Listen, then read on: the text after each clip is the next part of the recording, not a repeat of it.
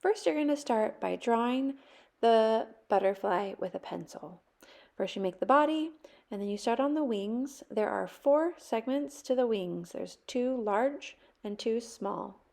And once you finish that, you're going to take a marker and outline and trace over what you've drawn in pencil with the marker, so everything on the wings is colored in marker.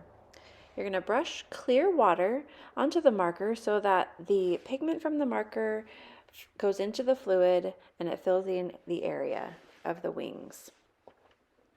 Next, you're going to drop in any color of paint you wish. This one is, I'm going to start out with a red and then move into a purple.